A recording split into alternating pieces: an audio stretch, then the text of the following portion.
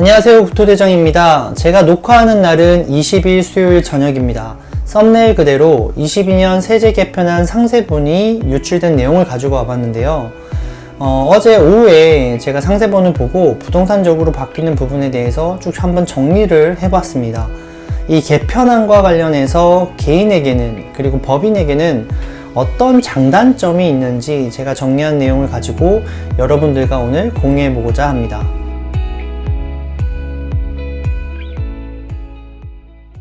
내일 기획재정부에서 16시 이후에 22년 세제 개편안 상세본을 보도하고 있습니다. 정확하진 않은데요. 이 내용이 유출본이라고 해요. 유출본이라고 해서 이 문건이 뭐 확정인지 아닌지는 알 수가 없어요. 근데 기획재정부라는 타이틀을 달고 나왔기 때문에 어느 정도 이 신빙성이라는 거, 신뢰성이 있고요. 그리고 정확하게 내일 16시부터 보도하여 주시기 바랍니다. 라는 문건이 이렇게 많은 블로그라든가 카톡 단체방이라든가 이렇게 나오고 있습니다. 그래서 저도 그 관련된 자료들을 조금 입수를 해가지고 한번 빠르게 살펴보았고요.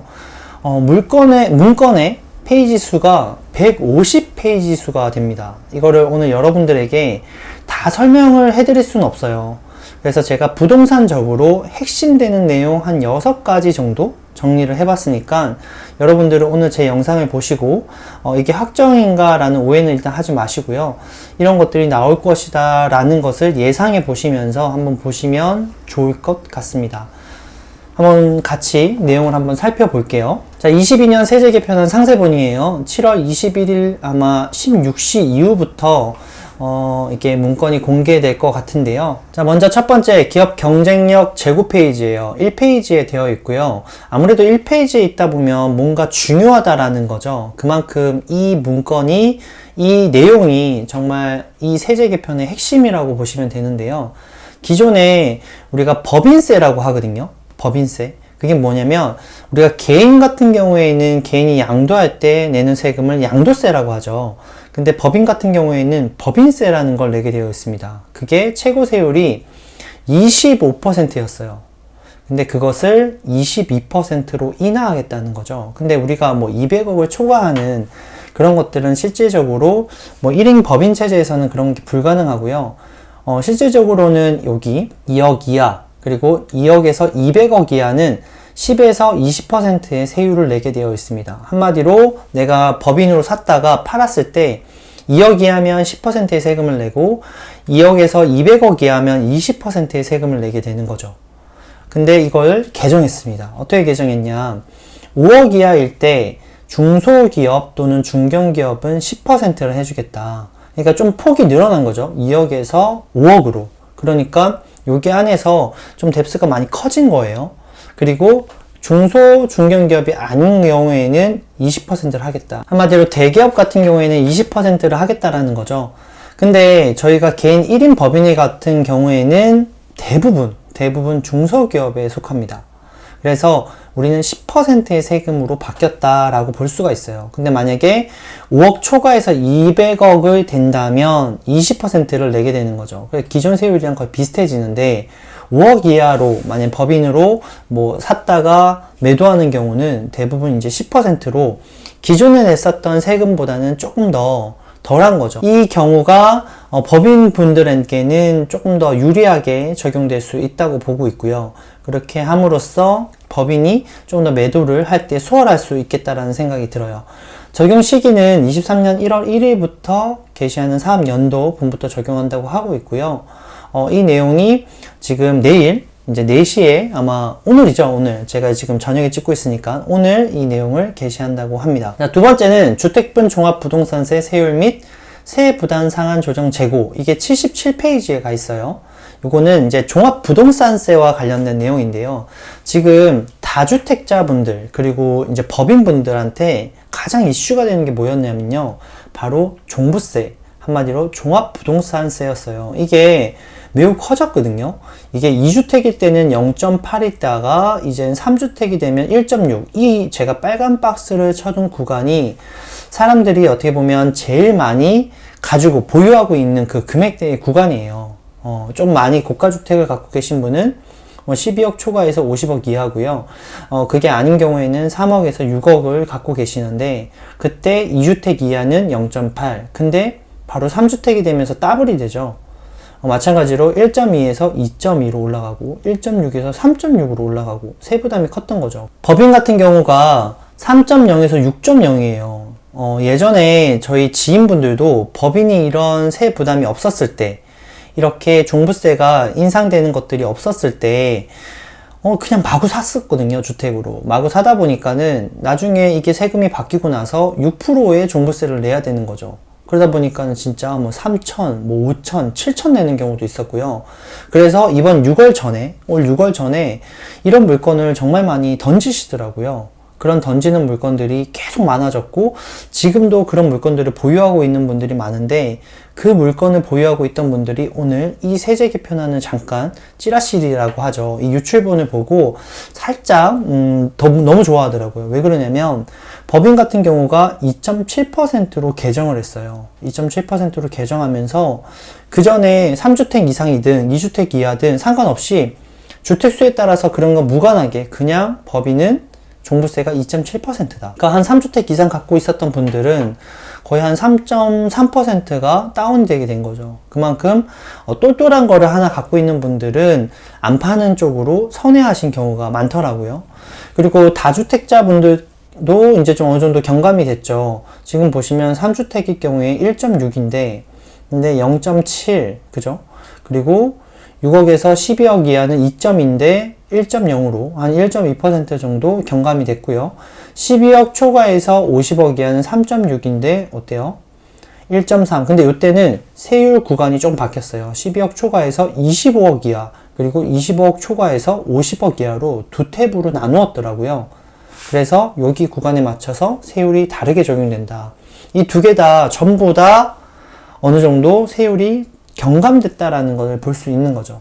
이게 내일, 그러니까 오늘 발표되는 문건에 정확하게 포함된다면, 물론 여러 가지 그런, 과정들을 거쳐가지고 이게 이제 23년 1월 1일부터 될 텐데, 이렇게 된다고 했을 때, 법인이라든가 다주택자분들은 어느 정도 또, 숨통이 트이는 그런 모습을 볼 수 있을 것 같아요. 자, 다음 세 번째예요. 주택분 종합부동산세 기본공제 금액 상향. 이게 79페이지에 있고요. 종합부동산세 기본공제 금액을 모두 상향을 했어요. 그러면서 세부담을 줄어들게 하겠다. 현행을 보시면 일반이 6억 그리고 1세대 1주택은 11억이었어요. 근데 이거를 9억과 12억으로 바꾼 거죠. 네, 9억과 12억으로. 법인은 변동이 없고요. 이렇게 바뀜으로써 종부세의 세 부담을 조금 더 덜하게 하겠다. 그리고 네 번째, 1세대 1주택 종합부동산세 특별공제 도입 79페이지에 있어요. 22년도 1세대 1주택자 한해서 3억을 추가로 공제하겠다. 이게 뭐냐면 아까 전에 저희가 11억에서 12억이 됐죠. 근데 이거는 23년 1월 달부터 시행이 되거든요.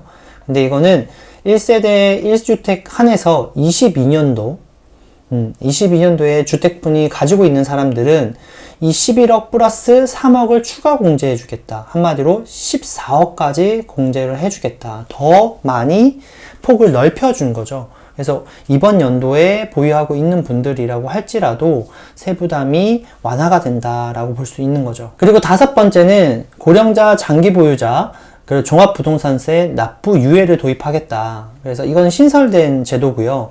납세 담보 제공 시 상속 증여 양도 시점까지 주택분 종부세를 납부 유예하겠다. 이거를 올해 1월 2일부터 이제 진행하는 걸로 지금 적용하려고 하고 있고요. 일시적 2주택 등 1세대 1주택 주택수 종합부동산세 특례를 신설하겠다. 이거는 80페이지에 똑같이 있고요. 이거는 신설된 내용이에요. 일시적 2주택, 그리고 상속주택, 지방저가주택에 대한 1세대 1주택 주택수 종부세를 특례를 제공하겠다. 그게 이제 이렇게 되려면 어떤 특례가 되냐? 주택수에서 제외된다는 거죠. 무엇을 했을 때? 세 가지 요건에 충족하는 경우. 그래서 이렇게 1번, 2번, 3번으로 제가 내용을 이렇게 표기해 놨어요. 아마 오늘 4시에 이 부분이 발표가 되겠죠? 이 부분이 발표가 되면서 이것에 속하는 분들은 주택수 산입에 포함이 안 되기 때문에 종부세도 특례를 받을 수 있고 다른 기타 사항들에 좀 특례를 받을 수가 있을 것 같아요. 그게 이제 적용 시기는 22년 1월 1일부터 납세 의무를 성립하는 분부터 적용된다고 하니까 올해부터 적용이 이게 바로 되면 바로 법이 바뀌는 거죠. 그러면서 적용이 될 것 같으니까 이것에 해당하시는 분들은 좀 좋은 요건이지 않을까라는 생각이 들고요. 자, 마지막 6번째, 주택임대소득세 과세의 고가주택 기준 인상이라고 해놨어요. 그러니까 고가주택의 기준을 인상시키겠다, 높이겠다라는 거죠. 기존 같은 경우에는 9억 초과는 고가주택으로 봤어요. 근데 그것을 12억 초과로 이제 보겠다라는 거죠.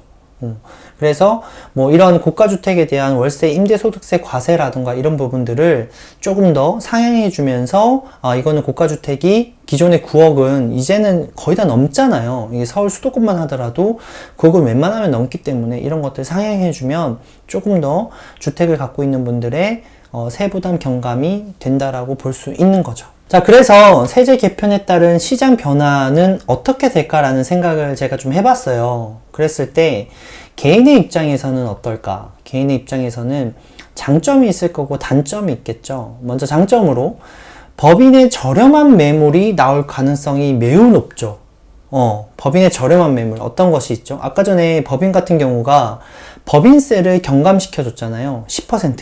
그죠? 기존에는 2억이 초과하는 물건 같은 경우에는 20%를 냈었는데 이거를 10%로 그냥 동결을 시켰단 말이죠. 5억 이하 같은 경우는. 그러면은 조금 똘똘하지 않은 2억이 좀 넘는데 똘똘하지 않는 물건들 있죠. 양도세, 그러니까 한마디로 법인세가 한 2억이 넘어가는데 똘똘하지 않은 물건들은 아마 매도할 가능성이 매우 높죠. 한마디로 던진다는 거죠. 그렇게 던지게 되면 가격이 낮은 물건들이 나오게 되면서 내가 내 집 마련을 준비하시는 분들, 내 집 마련이 준비하시는 분들은 이때 물건을 조금 더 저렴하게 살 수가 있을 것 같아요. 예를 들어서 이번 올 6월 전에 그 법인으로 보유하고 있었던 제 주변 지인들도 종부세라든가 법인세라든가 이게 부담이 됐었거든요. 특히 종부세의 부담이 컸었어요. 이분들이 물건을 거의 한 3천만원, 5천만원 이렇게 낮춰서 매물을 내놨단 말이죠. 정말 저렴하게 나온 물건도 많았어요. 이거는 정말 전세가의 수준에 도달할 만큼 저렴하게 나온 물건들이 많았었거든요. 그런 물건을 실거주자분들이 잘 매입을 하신다면 정말 원가 수준으로 잘 저렴하게 사고 내 집 마련을 할 수 있지 않을까라는 장점이 있고요. 단점으로는 예를 들어서 투자 수요가 많은 곳 있죠. 한마디로 내가 기존에 매물을 보유하고 있었어. 내 집 마련을 하나 해가지고 기존에 매물을 보유하고 있었는데 법인이 엄청 많이 들어갔단 말이죠. 법인이 엄청 많이 들어갔는데 그 법인들이 물건을 던지는 거예요. 근데 이분들이 한 번 던질 때 물건 가격을 그냥 500만원, 1000만원 낮추는 게 아니라 내 물건이 1등이 되려고 막 3천만원, 5천만원씩 낮춰버리거든요. 실제적으로 주택을 하나 보유하신 분들은 그렇게 가격을 엄청나게 깎지를 못해요.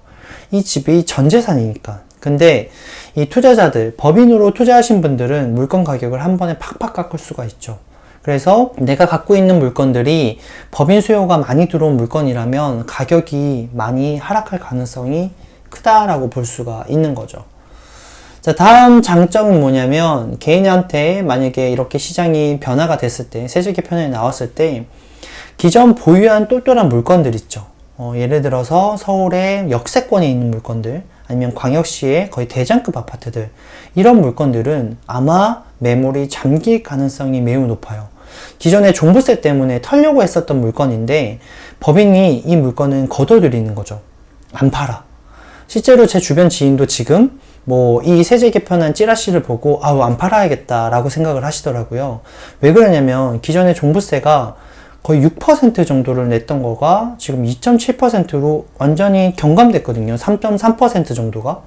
그러면은 이 정도면 내가 그냥 좀 보유하겠다라는 포지션을 바꿔버리는 거죠. 자, 그러면서 왜 개인한테 이게 장점일까? 만약에 그렇게 똘똘한 물건을 나도 보유하고 있다면 법인도 물건을 잠그고 나도 잠근다면 그나마 지금처럼 금리가 인상하고 사람들이 심리가 위축돼서 가격을 엄청나게 내놓을 때, 낮춰서 내놓을 때 그나마 가격의 하락 방어성은 있는 거죠. 네, 하락 방어는 조금 되는 거죠. 아무래도 금리가 상승한다, 그리고 심리가 위축했다, 거기다가 법인 물건까지 엄청나게 던지면 가격이 쭉쭉 빠지거든요. 그 중에서 법인이 물건을 안 내놓으면 그나마 이 가격이 조금이나마 유지가 될 수 있다라는 것. 그것은 장점이고요. 그리고 단점으로는 똘똘한 물건은 아무래도 제가 보유한다고 말씀드렸죠. 근데 그렇지 않은 매물은 매도하려고 내놓을 거고, 그러면 이 양극화가 심해지겠죠. 그러면서 좋은 거는 계속, 안 좋은 거는 또 이렇게 자꾸 매도하려고 가격 낮춰주고 여기서 흔들리는 거죠. 그래서 만약에 그 안에서 내가 안 좋은 물건을 개인이 보유하고 있다면 엄청나게 시장의 변화를 많이 몸소 체험을 하고 힘들어지겠죠.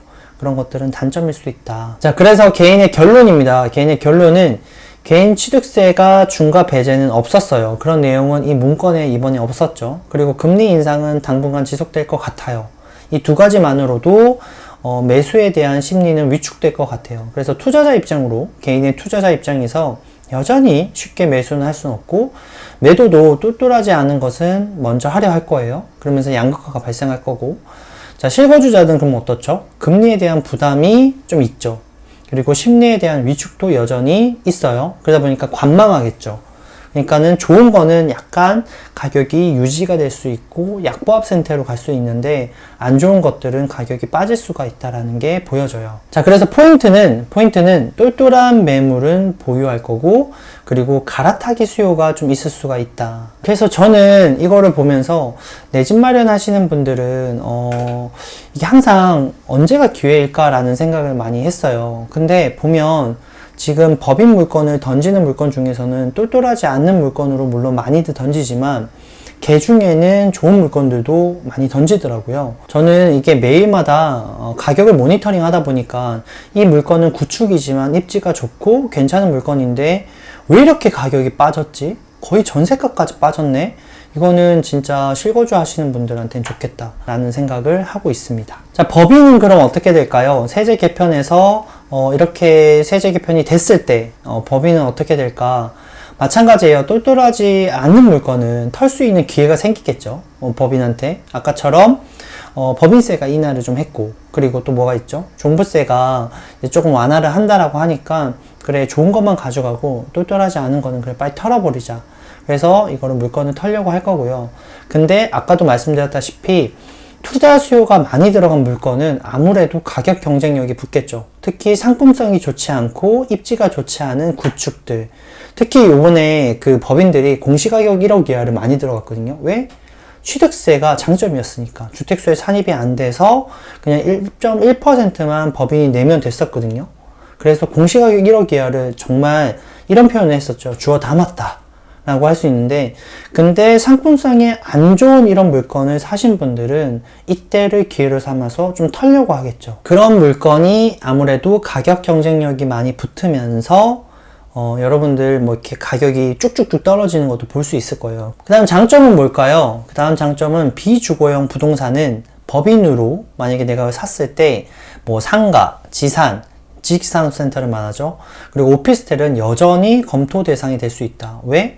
취득세라든가 그리고 보유하는 보유세가 적으니까. 예, 그래서 이런 부분은 여전히 검토될 수 있다라고 보여지고 있고요. 단점으로는 법인이 주거용으로 매입한 매물은 똘똘하든 안 하든 이게 여전히 매수세가 안 붙을 것 같아요. 일단 취득세가 부담이 되고, 그러다 보니까는 많이 이렇게 진입을 할 수가 없죠. 그리고 여전히 아까 똘똘한 물건은 가격이 높게 형성이 되어 있기 때문에 이걸 내놓지 않을 거고, 내놓더라도 금액이 높을 거고, 그리고 똘똘하지 않은 물건은 이건 누가 봐도 똘똘하지 않은 물건이기 때문에 법인이 주거용을 이거를 매수할 이유가 없죠. 예. 공시가격 1억 이하는 대신 조금 더 검토 대상이 될 수 있을 것 같아요. 그거는 입지에 따라서 상품성에 따라서 다르겠지만, 근데 그렇지 않은 그냥 구축들 있죠. 좀 뭔가 이벤트성이 없는 구축들은 아마 매수 매도가 어려울 수 있다는 것. 그래서 내가 갖고 있는 분들이라면 조금 어려울 수 있다는 부분들 생각해 보시면 좋을 것 같고요. 그래서 법인의 결론은 무엇이냐? 법인 주택 취득 시에 12%를 내야 해요, 여전히. 그리고 금리 인상은 당분간 지속이 된다고 말씀드렸죠. 그리고 여전히 주택 매수 시에 부담이 되죠. 법인으로 주택을 매수한다고 했을 때. 그렇기 때문에 취득세 장점이 있는 공시가격 1억 이하 물건이 이전에 주택으로 매수할 때 매력적이라고 제가 아까 말씀드렸잖아요. 이런 것들은 조금 투자자들이 요동칠 수가 있어요. 어떤 게 요동치냐면 상품성이 좀 떨어지거나 예를 들어서 재건축이 안 되는 물건들, 공시가격 1억 이하면서 재건축 가능성이 없는 물건이거나 입지가 안 좋은 물건들은 크게 요동칠 수가 있죠. 근데 대신에 입지가 좋거나 재건축 가능성이 있거나 뭐 예를 들어서 진짜 옆에 그 구축 아파트와 비교해서 가격이 너무 저렴한 것들은, 그런 것들은 안정감을 갖고 갈 수 있겠지만, 근데 그렇지 않은 물건들, 그냥 공시가격 1억 이하만 보고 들어갔던 물건들은 아마 크게 요동칠 수 있다. 그래서 포인트는요, 이번 세제 개편에 따른 법인에 대한 포인트는 법인이 보유한 주거용 매물 중에서 똘똘이는 매도하지 않는 쪽으로 방향을 선회했다가 포인트예요. 왜 이게 포인트냐면, 이거 하나가 지금 시장 상황에서 매우 크게 영향을 미칠 건데요. 지금 법인이 2.7%라는 종부세를 내게 됐거든요. 이제는. 그러면은 기존에 3주택 이상을 보유했던 분들은 6%를 내야 될 게 3.3%를 경감시켰다고 말씀을 드렸죠. 그럼 이분들은 안 팔려고 그냥 가지고 있는 거죠. 가지고 있다 보니까는 내가 똘똘한 물건들은 가격 방어를 하면서 버티기 조건으로 가는 거죠. 금리가 조금 높더라도 그래 좀 버텨보자. 이거는 조금 장이 좋아지고 어느 정도 매수세가 좀 붙을 때 그때 던지자. 이렇게 생각을 할 거거든요.